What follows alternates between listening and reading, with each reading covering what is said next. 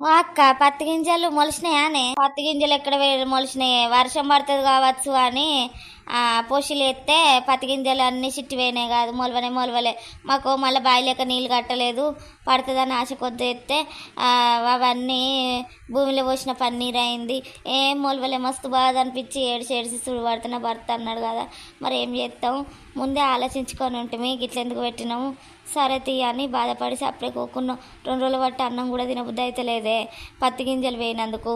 మేము వేసిన కాంచెలు ఎండే కొట్టింది. ఈ మొలతాయో మొలవయో అని ఒకటే రందైంది, చిట్టిపోయినాయి కావచ్చు అని.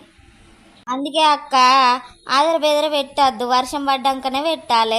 ఎందుకంటే పిరమైన పత్తి గింజలు ఖరాబ్ అయితే ఏంది మనం కష్టపడి పత్తి గింజలు కొనుక్కొస్తానం కదా. అందుకే ఆదర బాదర బెదర వాళ్ళు పెడతాళ్ళు మనం పెడదాం అని అనుకోవద్దు. ఎప్పుడైనా మన ఆలోచన మీదనే మనం నడవాలి. ఆగమాగం అయ్యి వాళ్ళు తోటలు తొడగోసుకుంటే మనం మెడగోసుకుందాం అని అనుకోవద్దు. ఎందుకంటే మనం వర్షం పడ్డాక పెట్టుకుంటేనే నయం ఉంటుంది. ఎందుకంటే అవి మొలుతాయి అటో ఇటో. కొన్ని పోగుంటలు పోతే పెట్టుకోవచ్చు. అసలే మొలవకుంటుంటే ఎంత బాధ. సరే కానీ రైతులందరికీ మీకే చెప్తానా దోస్తులు, ఒక్కొక్క కాడ వర్షం పడుతుంది, ఒక్కొక్క కాడ పడతలేదు. పడ్డాకనే పెట్టుండి. పత్తి గింజలు మస్తు రేటుకి వస్తున్నాయి. కాబట్టి మీరందరూ గుర్తుపెట్టుకోండి.